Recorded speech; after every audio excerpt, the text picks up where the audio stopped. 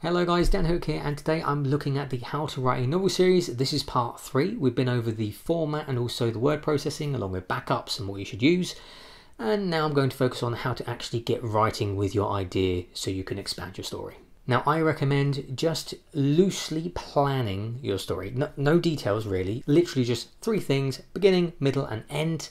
And to get into that, I would say think about the initial spark of your idea. So with me, and I find with most people, when they're thinking of an idea and a character, there's usually a certain scene that you have in mind, and that's got you excited to write a story. So I recommend writing that first. Write that out. You don't have to do it detailed if you don't want to. You literally just do the bare minimum. You work out what's happening in this scene, where it's leading, and after you've done that, this loose plan of yours, which has the beginning, middle and end, see where this scene fits. If it fits the beginning, it means that, okay, you've got your beginning. Where is the rest of the story going to lead? Or would it fit better at the end? Or is it the climax? So find the best place for this initial scene, and essentially it's going to give you the building blocks of then expanding either forwards or backwards, working towards it or working away, or both if it's in the middle. So it's just a very loose plan. So for all you pantsers out there, it doesn't matter. It's just very, very loose, just to help direct you. You can then pants away either direction, doesn't matter. But this just helps give a very, very fine bit of structure to the direction you need to write in. Oh, and if you are interested in the whole plotter versus pantser, I do actually have a video that you can watch, which is here. So back to the point, you've written this scene and you've began figuring out where it's going to go. Now again, it's not set in stone. You can move it. Like if you feel like it actually works better at the end than the beginning, then that's down to you.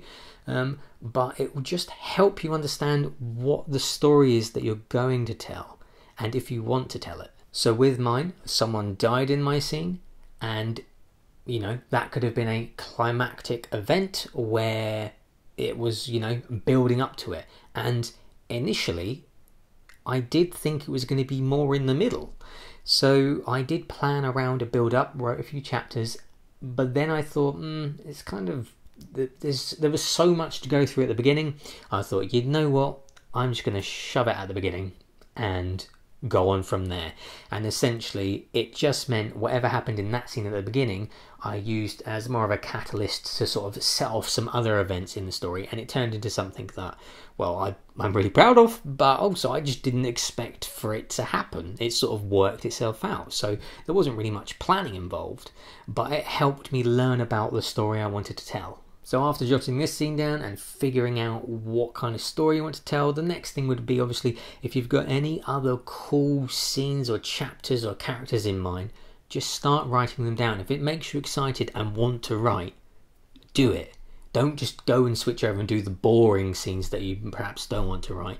And don't focus on the finer details. Just write the scenes that you want to write and see if they fit together. Chances are not all of them will, in which case don't delete it. You just put it to the side. You might have to come back to it later. Now, after you've got all these scenes off your chest, this is then the point where I would then recommend trying to write from start to finish. The reason being is that when you write from start to finish, I find that you can just understand the flow of the story in the book and the characters and the movements much better.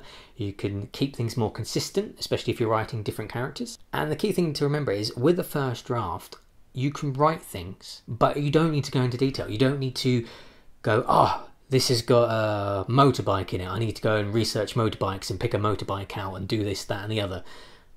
Which is literally what I've just been doing with my book too. I've got a motorbike in it, I have no idea what a motorbike is, I don't even know what these people are wearing, but I don't really mind for the minute. I'm going to go back and do it. This is my first draft.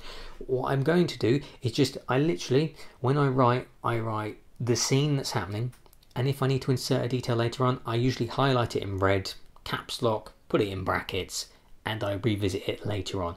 Because for now, and for when you're writing your first draft, what the most important thing is just getting out the bulk of the story from start to finish. All these finer details of what's going to happen, you can edit in. So it's easy, and it is really, really tempting. Like when I write, I sometimes I can't help it. Sometimes you just have to go back and you have to just change something, because you might forget it, even though you won't because you've highlighted it. But just let yourself do it. Let yourself go back and edit and change. But just try to resist it as much as possible. Just highlight things, write notes, and revisit it later on. And with these paragraphs that you've written, if you've perhaps excited about 5 or 6, if they're dotted throughout your book, it is really, really good, because essentially if you've got this character's over here on this chapter, but then they're over here on this chapter, it's kind of easy because you just got to fill in the gap, really. Just make a bit of a journey up, make it work. And sometimes things click really, really, really easy, and other times things can be a bit more difficult to work out. But again, with the first draft, doesn't matter. Get the bulk of where characters are going and what they're doing and what's happening. Revisit later. Now, if your writing still isn't going as smoothly, the next thing would be to look at your favourite books. What do you like to read? What do you enjoy to read? And are these stories that you would like to tell? If they are, you know what sort of style you want to go for. If they're not, see if you can find a book that you think you would like to write. Have a look through. For me, I like Tolkien, where characters go on a clear adventure, and I implemented it into that book. I mean, I know I wanted to write a journey anyway, but I'm guessing that's probably where like the initial source of inspiration was, from when I was young. And I'm sure when you look at your favourite books, you might be able to find a source of inspiration.